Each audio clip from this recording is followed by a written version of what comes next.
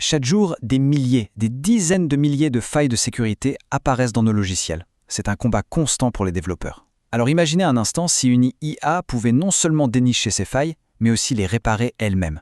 C'est exactement ce qu'on va explorer aujourd'hui avec Aardvark, le tout nouveau chercheur en sécurité d'OpenAI. Mais avant de plonger dans la solution, il faut qu'on prenne la mesure du problème. Pour bien comprendre l'enjeu, il faut voir à quel point le monde du logiciel est, une véritable passoire. Plus de 40 000. C'est un chiffre qui donne le vertige, non? C'est le nombre de vulnérabilités logicielles, ce qu'on appelle les CVE, qui ont été signalées rien que pour cette année. C'est comme essayer de boucher 40 000 trous dans un barrage en même temps. Voilà le défi quotidien des experts en sécurité. Du coup, la question qui se pose, elle est assez simple. Comment est-ce qu'un être humain, même un expert, peut espérer suivre un rythme pareil? C'est une course contre la montre qui est, soyons honnêtes, quasiment perdue d'avance, du moins si on s'en tient aux méthodes traditionnelles. Et c'est justement là qu'un nouveau type de défenseur entre en jeu. Alors faisons connaissance avec Aardvark, la réponse d'OpenAI à ce défi qui semblait insurmontable.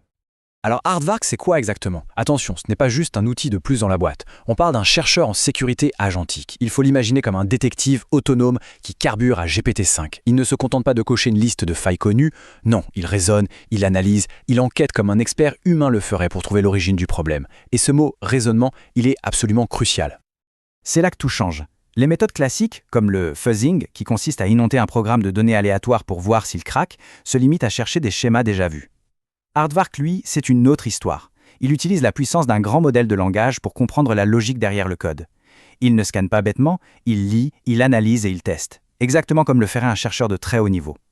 Bon, à cette théorie, entrons dans le concret. Comment est-ce que ça marche, étape par étape? Eh bien, Aardvark suit un processus bien précis, un pipeline autonome en plusieurs phases. Voilà le plan d'action d'Aardvark. Ce qu'on voit ici, c'est son flux de travail, de A à Z. Ça part de l'analyse du code source à gauche et ça va jusqu'à la proposition d'un correctif qui sera bien sûr validé par un humain à la fin. On va maintenant décortiquer chacune de ces étapes.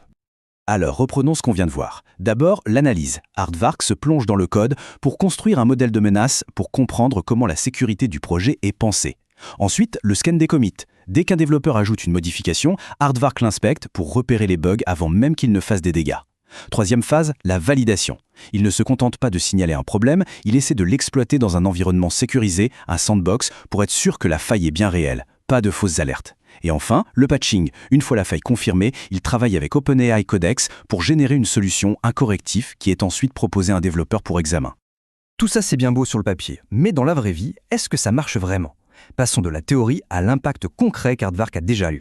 Ce chiffre, il parle de lui-même. 92%. Lors de tests sur des projets contenant des failles de sécurité connues, Aardvark a réussi à en trouver 92%. C'est juste énorme. Ça montre une efficacité de détection qui est vraiment impressionnante.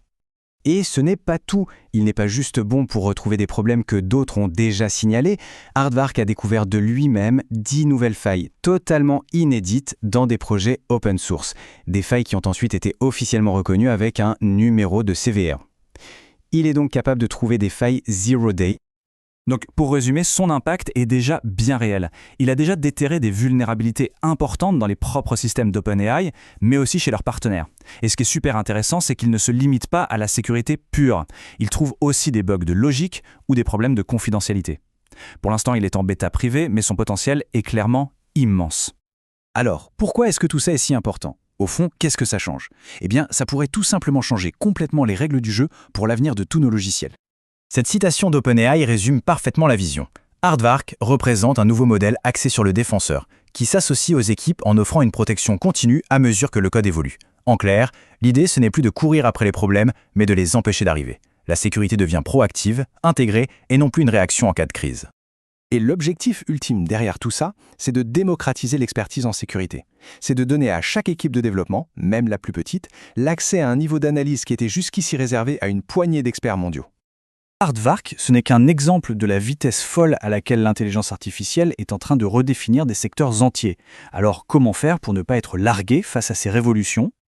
Des technologies comme Aardvark sont en train de construire jour après jour un monde numérique plus sûr. Pour comprendre ces avancées qui nous protègent et pour ne rien rater des prochaines révolutions qui se préparent, le plus simple, c'est de s'abonner. C'est vraiment le meilleur moyen de recevoir des analyses claires et synthétiques comme celle-ci. Merci beaucoup d'avoir suivi cette présentation et à très bientôt.